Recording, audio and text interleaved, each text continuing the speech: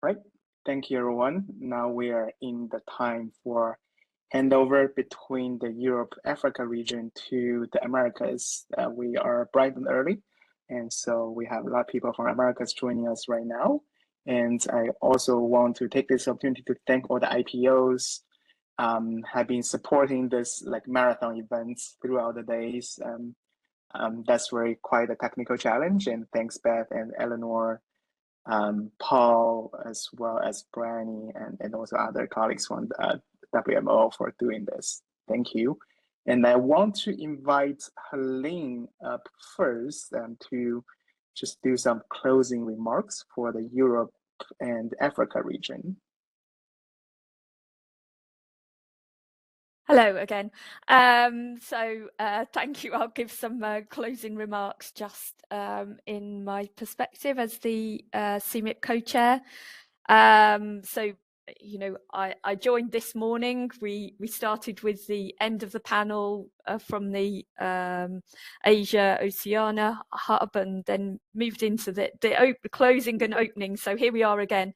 And over the day, I've heard many presentations using CMIP, the Fresh Eyes projects. I've been in networking with some of you. I think overall it's been really inspiring to see all the enthusiasm coming from all of you. In one of our networking, we talked a little bit about whether the link between Fresh Eyes and CMIP and the CMIP panel and the other task teams was real, and I gave some examples in the opening, and I think there's some really great examples where Fresh Eyes have brought new ideas and energy, which has made a difference. Even sorting out the forcings data for which is a very real and live question at the moment. Seeing people progress, like Douglas to chair another panel in WCRP. I think there's many ways which Fresh Eyes is contributing to CMIP and wider WCRP issues, and it's been great to have this day to celebrate Fresh Eyes and see what's happening. So thanks very much to the IPO, to Beth, who really took this initiative from the start and ran with it, to Douglas and Julia for their very able chairing of Fresh Eyes on CMIP, and for all the people who've run today and been part of it.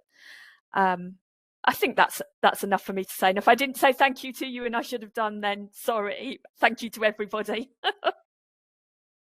Thanks, Helene, and thank you for all the CMIP panel support as well. And I also want to invite Julia, who is the co-chair of the Fresh Eyes, located in Europe. So it will be appropriate for her to say some closing remarks for the European region as well. Yeah, I want to, again, thank Beth and all the Fresh Eyes members that organized different parts of this workshop. I think Fresh Eyes was a very open activity from the start, and it was great during this past years and months to see how people's interests were developing into different projects. I learned a lot from everyone, and I hope that especially people who are joining for the first time and are new to this can feel inspired by how building a community can lead to learning from each other and just making processes such as CMIP, which are so influential on science and policy, as we were just talking about, can be open processes. And we can organize this type of events to ask questions, to understand how things are developed. And so I really encourage you to engage and join the Fresh Eyes directory, at least to keep an eye on the activities. And if you have any ideas that you want to develop, really feel like it's an open community and you can contribute and make it your own. So yeah, really thank you for your contributions, and I hope you have a nice session for people who are joining from the Americas. I'm really looking forward to the first bit that I can attend, and yeah. So thank you everyone for joining. Well, thanks. We also have another CMIP panel member, Frederick. If you are still online, if you want to say a few things.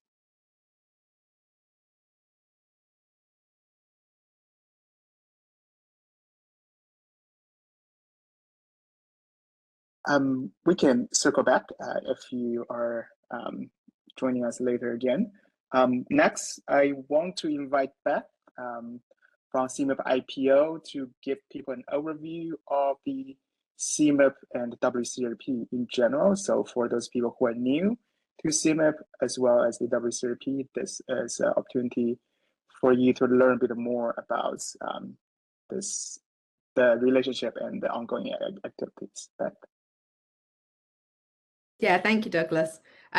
So we gave a presentation a little bit like this almost 2 years ago now when we first launched Fresh Eyes to our wider steering group, and had a few comments that it was very useful to sort of get people used to this world of WCRP. In particular, it is a world filled with acronyms, so it can be sometimes quite hard to follow how different groups and different activities kind of fit together in the whole structure. So hopefully this helps to just make some things clearer in your minds. So what is the WCRP? So this is the World Climate Research Programme, and they coordinate and facilitate international climate research to really develop, share and apply the climate knowledge that contributes to societal well-being. It was established in 1980 under some organisations that have sort of changed names a little bit through the years, but it's sponsored by the International Science Council, as well as the WMO and UNESCO. The structure of the WCRP we'll go over a little bit more in detail in the following slides, but they have an overarching joint scientific committee.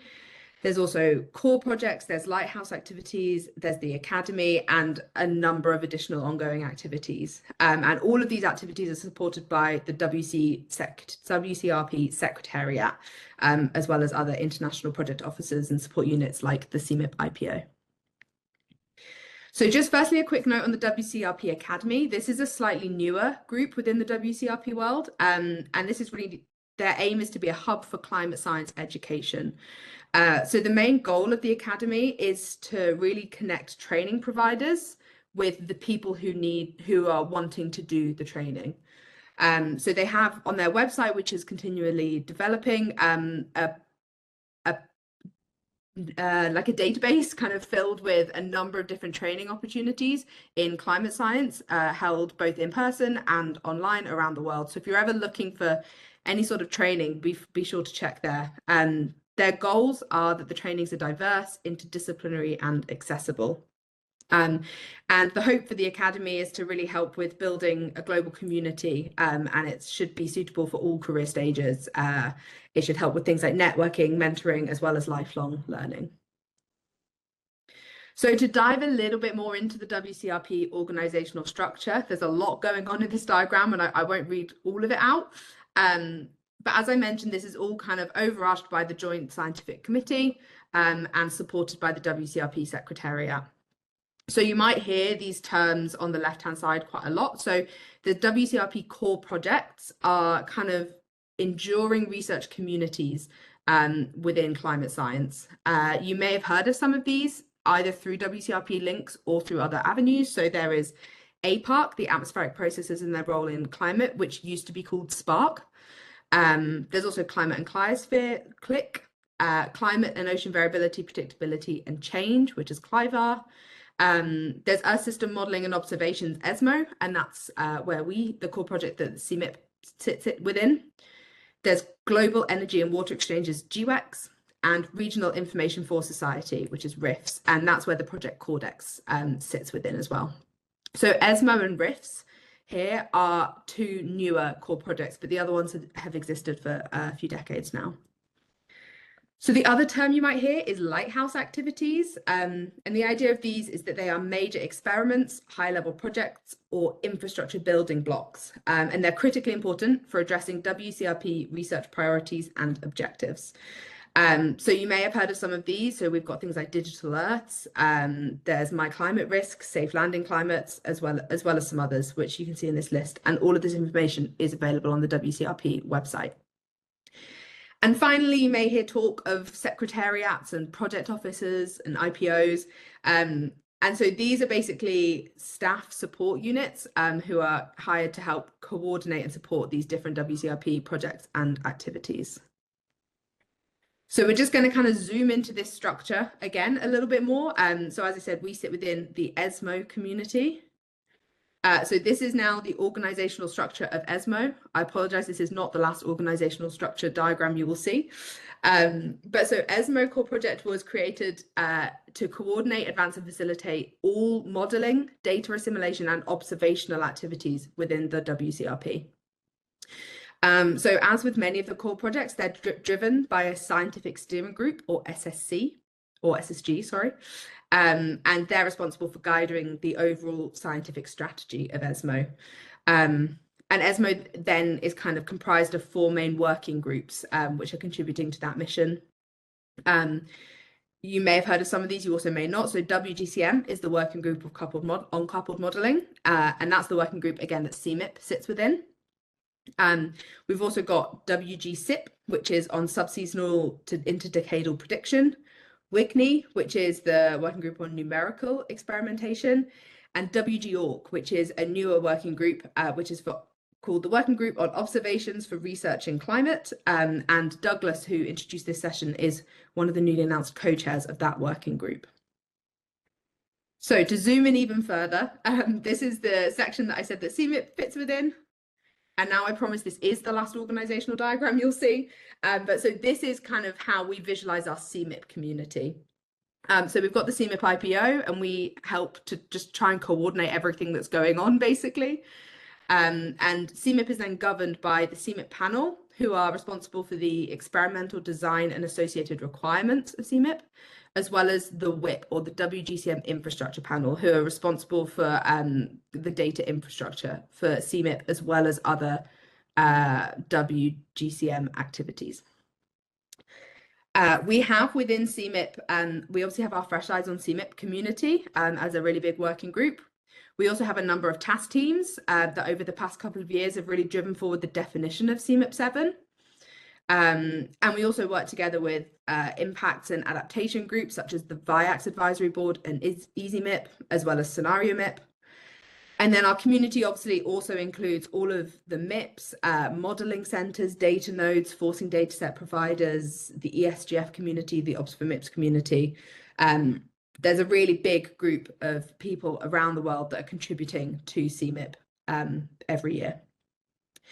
So alongside kind of what we might refer to as our internal community, which is everyone I've just gone through, we also have stakeholder communities in policymakers, funding agencies, impacts and adaptation and climate services, as well as new data technologies. And we also work quite closely with the RIFS IPO and the Cordex IPO, as obviously Cordex is a key user of the CMIP data. So of those groups we just talked about, some of the faces you might see across the workshop or might have already seen across the workshop today. We have our CMIP panel, and this is co-chaired by Helene, who just gave some nice closing statements from our Europe and Africa hub, who works at the UK Met Office, and John Dunn, who you will hear some words from very shortly, to open the Americas hub, who's at NOAA GFDL. On our core panel, we have 6 additional members, and we now have a member for each region of the world, which is an improvement in diversity from the last few years. And we also have an extended CMIP panel, which includes additional people such as our co-leads from our task teams and representatives from various CMIP stakeholder communities, such as Cordex and Scenario MIP. And as I said, the CMIP panel really oversees the scientific and experimental design of CMIP. Then we have the WIP. And this is co-chaired by Paul Jurak at PCMDI at the Lawrence Livermore Lab in the US, and Matt Mizalinsky, who's at the UK Met Office as well. They have a similar structure, so they also have a core WIP, and they have 8 additional members on that, and then an extended panel with their stakeholder communities, such as, again, Cordex, but also ESGF. And again, they are overseeing, providing guidance on the infrastructure developments to meet the scientific needs of CMIP. And then we've got our CMIP IPO. So we're relatively new in the project of CMIP. We started in March of 2022, and we're hosted by the European Space Agency in the UK. We currently have 5 full-time scientific and technical staff, of which I am one, and you might see also lurking around Eleanor, Bryony, and Paul today. And we also have 1 part-time admin assistant there as well. And our role is really just to assist the CMIP community through coordination, communication, and strategic planning. So just a quick note on how things actually happen within CMIP and how decisions are made. So the main thing to know is that decisions are discussed and agreed by consensus in the CMIP panel and the WIP. Any new members, the approval of those is made by the WGCM and the ESMO Scientific Steering Group. Any major or high impact decisions are endorsed by the WCRP Joint Scientific Committee. So a recent example of this was the CMIP 7 scenarios, which have been recently released. The WCRP JSC endorsed those. As I mentioned earlier, we have a number of task teams which are helping to drive the definition of CMIP. So what these task teams do is on their own area of CMIP, they'll make a recommendation on what they think a good way forward on a particular aspect will be. They'll submit a proposal, and then the CMIP panel and or the WIP, depending on the proposal, will make a decision on how to proceed. So in situations where task teams need additional expertise, they do invite in stakeholders to join for some of their discussions. And also for transparency, we have a public decision log for the CMIP panel and the WIP, and that's available at this link on the screen. So one of the questions that was asked quite a lot when we first started talking to the community about CMIP 7 was, why do we need a CMIP 7?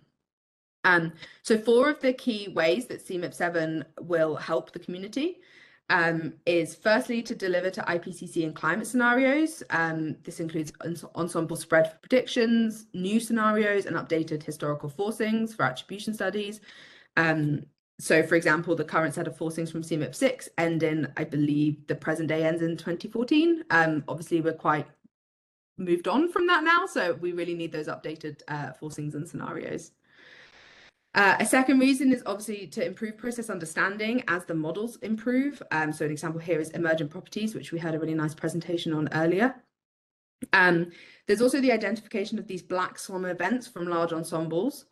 And finally, the decomposition of uncertainties in past and future climate into forcing uncertainty, internal variability, and the model response to uncertainties. So these are some of the 4 key areas that CMIP 7 will really help to drive. So one of the changes in CMIP 7 from CMIP 6 is a slight change in structure of how the experimental design is done. So you may have heard about the fast track by now. This used to be called the AR7 fast track. It's been renamed the assessment fast track. And the goal of this fast track is a smaller set of experiments which are really needed to deliver on a shorter or a faster timeline for policy assessments. Community MIPs can kind of do their experiments on much longer timescales because not all experiments are needed for these policy assessments. So one of our task teams, the Strategic Ensemble Design Task Team, did a lot of engagement with MIPs to figure out kind of which experiments they should recommend be included in the fast track. And then the CMIP panel discussed, and there was a lot of kind of back and forth and discussion. And then once a final proposal was made, this was essentially the outcome of that. So I won't go through all of the experiments now, but you can kind of see some of the areas that the fast track should address. And this is the CMIP 7 data that is likely to be available soonest. So there's a lot of information on this slide, and I'm not going to delve into too much of it, but we do have a timeline that we're working to on CMIP 7. The slight caveat here is that the IPCC timeline for the AR7 cycle has not yet been agreed. And one of our key delivery dates is for the IPCC AR7 cycle. So that does make it a little difficult to figure out what our timeline looks like. But based on some estimates we've had and kind of knowledge that we have, we've drafted up a timetable here. And as you can see, some of the key points that I'll just highlight is that these assessment fast track simulations are likely to start very soon. So we're looking at the summer of this year. And so there's been a lot of work in recent months on getting together components in CMIP that are required by the modeling centers before they can start simulations. So that's the forcings, as well as the data request and the infrastructure. There's a lot of development going on in ESGF as well. So I think this might be my last slide. So the CMIP 7 overview paper was recently, well, the preprint is available on GMD, and there was a resubmission recently, and that should be available soon. So this is really driven by John Dunn, who you'll hear from momentarily. And during the writing of this paper, 4 key questions emerged, which are really key for system models to be able to address through multi-model ensemble simulations in this next cycle. And so these are just written on the right-hand side here. So we've got patterns of sea surface change, changing weather, water, carbon, climate nexus, and tipping points. And there is also kind of links, obviously, between a lot of MIPS and other activities in the community between their work and these questions. So I believe that's the end of this presentation. I don't know if anyone has any questions on anything that was presented there, or just kind of wants to know more about anything. Feel free to pop your hand up or put a question in the Padlet. Thanks, Beth. Let's see if there's any questions either in Padlet or questions directly.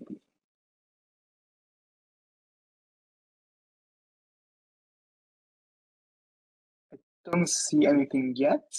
Beth, do you want to also do a demo of the Fresh Eyes platform? Because in the first year running Fresh Eyes, I think one feedback we got is that there's not really effective way for people to communicate with each other, propose new ideas, and discuss different topics people might be interested in. So thanks to IPO again, that also a project team led by Kelvin Nunn in UK that has started this Fresh Eyes platform based on the GitHub discussions. So Beth is going to be doing a demo of that. And anyone who wants to join Fresh Eyes, as well as joining the platforms, there's a way for you to join as well. Pauline has a hand raised. Pauline, please. Yes, thanks. If I can ask a question on your presentation, Beth, on one of the slides, you mentioned the link between CMIP and other actors like policymakers, impact or adaptation funding agencies. Do you have typical examples of such interactions with impact and adaptation or with policymakers? Yeah. So there's a few, and I might hand over to Eleanor momentarily, maybe to talk a bit more about the funding agencies, but an example with the impacts and adaptation community. So as I said, we've been working a lot recently on developing the data request. So if anyone's unfamiliar with the data request, that's essentially the list of variables and their definitions that are requested from the different experiments within CMIP. The recent way we pulled together that request was via some thematic groups addressing sort of different areas of the Earth system, so like atmosphere, ocean, land and land ice, and so forth. But one of the themes we had there was impact and adaptation, which was a reflection on understanding that the impacts and adaptation communities had some unique variable requirements and kind of unique scientific goals that they could use CMIP data for that we weren't always aware of if we didn't invite them in to directly contribute to the process. So that's just one example recently of where we've interacted with the impacts and adaptation community. We also have, I mentioned we have stakeholders on the CMIP extended panel. There is also a VIAX stakeholder that's in one of those roles. But Eleanor, I don't know if you have any examples of, say, funding agency interactions? Yeah, I mean, we have quite a sort of different range of engaging with the funding agencies. Sometimes it's in terms of looking for new fundings for things like the rapid evaluation framework, and that might be where we're going out and sort of asking for a certain amount of money. But we have to also recognise that a lot of the contribution to CMIP is actually somewhat in kind. So we can help support our modelling centres and our data nodes in securing national funding, or perhaps helping sort of outline requirements that can build into some of the transnational funding in EU projects, Horizon, for example. There's some considerable sort of funding, for example, Department of Energy is a considerable funder of the US infrastructure that is a major part of the data infrastructure. Obviously, European Space Agency is hosting the IPO, so they're contributing quite considerably. But there's all of these national funders who are contributing towards their modelling centres and their data science staff as well. So we do kind of do it at all levels, and we're kind of looking at on a WCRP level, whether there should be more engagement with private sector, with the finance kind of market. And there's a lot of interaction with the WMO in terms of, looking at who's funding, because obviously certain financial institutes may have interest in fossil fuels or defence or arms or things like that. So whenever we're considering funding, we have to also look at where that funding's coming from to ensure there's no conflicts of interest.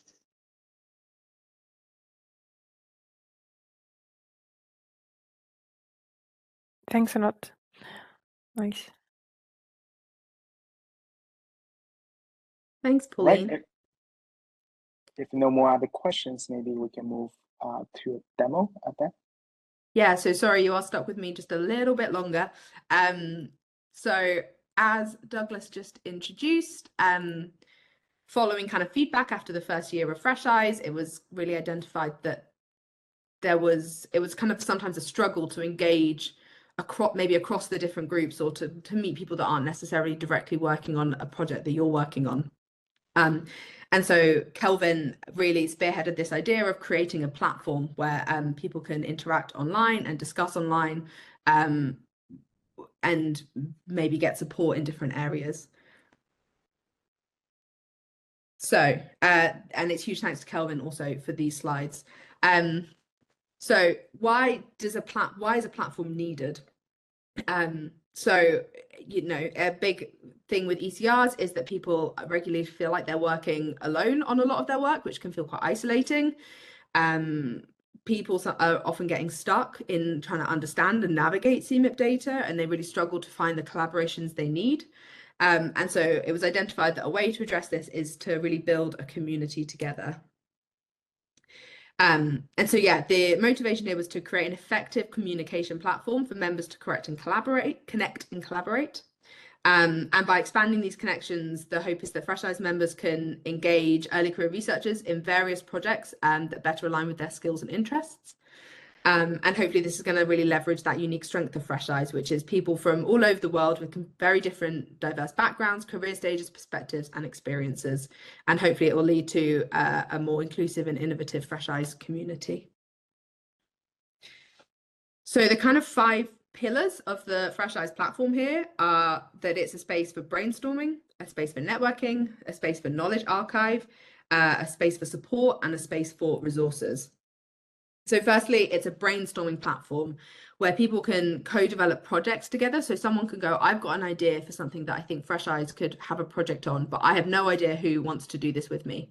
And they could find someone else in the Fresh Eyes community that they may have never spoken to before that also is really motivated to work on that project together.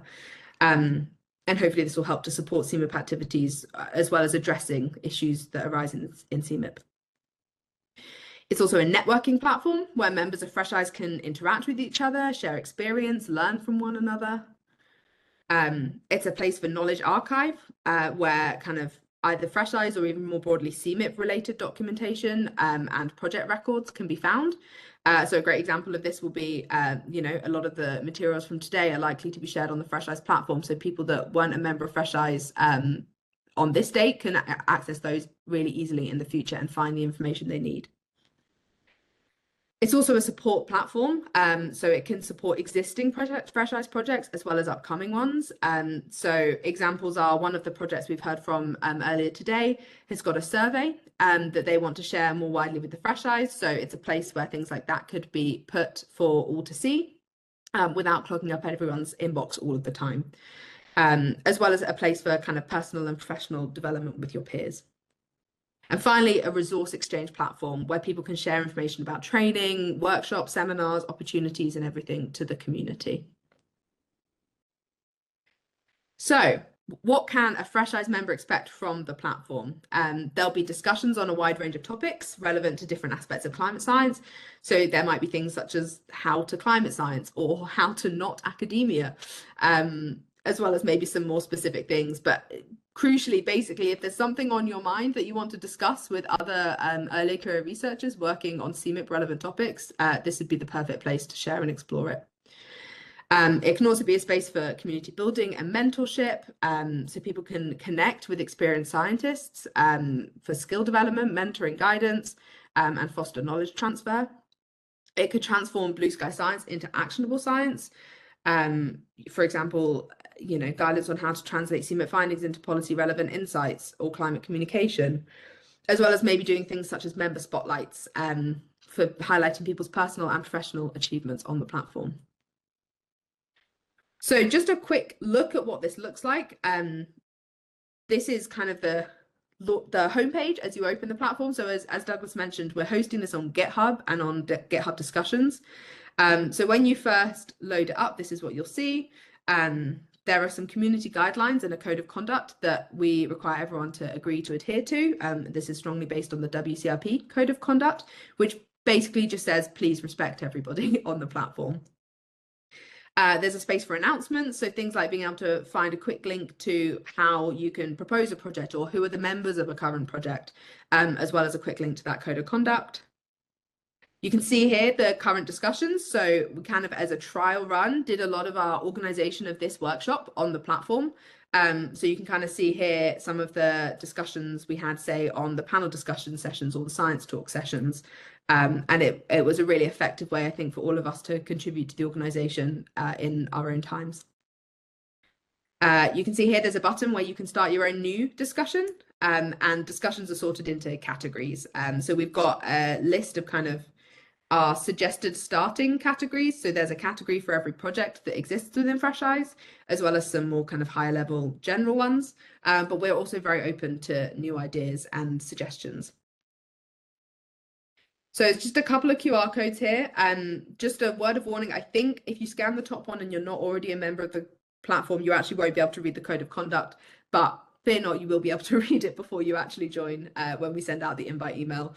And there's also at the bottom QR code here, I think just gives you some tips on using GitHub for discussions such as this.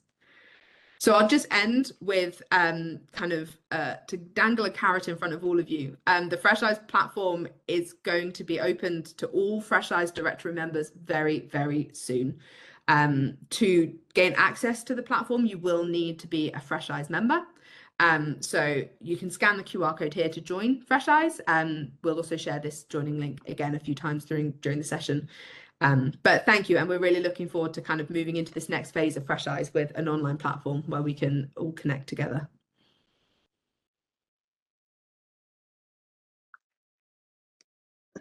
Thank you, Beth. It's a great, I would say, being part of the Fresh Eyes is really a great experience of learning by doing, that we're trying different things, and as we have changed how the structure of Fresh Eyes works and how we can really maximizing the engagement with existing members versus new members, like the Fresh Eyes directory and project-based style. So there are a lot of the projects. You're going to hear some projects presentation later on from Fresh Eyes members.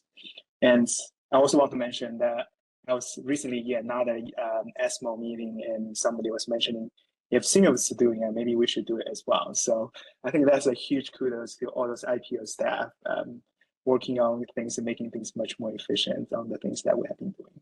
Thank you, Beth. Let's see if there's any questions for the Fresh Eyes platform.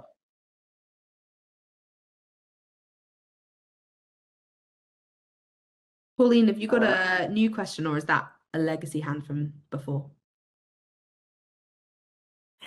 A legacy hand. Great, thanks, Pauline. If not, I would like to invite John, the co-chair of the CMIP panel, to give some welcome remarks to help us kick off the Americas region. John? Sure. Yeah.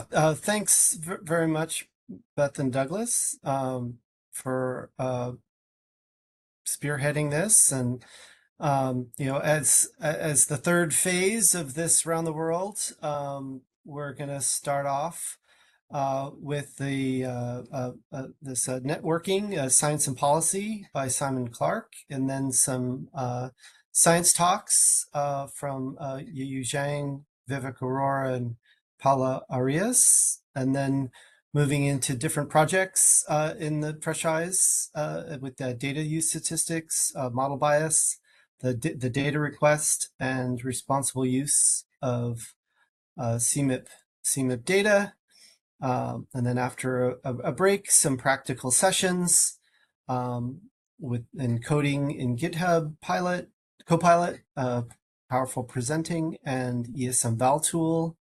And then a panel discussion in which myself and others will follow up in the two previous panels discussions and open ourselves up for all your questions about the CMIP and science and climate policy activities before we have our final closing session. And I think this has been a really great opportunity for bringing the whole the climate science coupled modeling world together. This is really marvelous.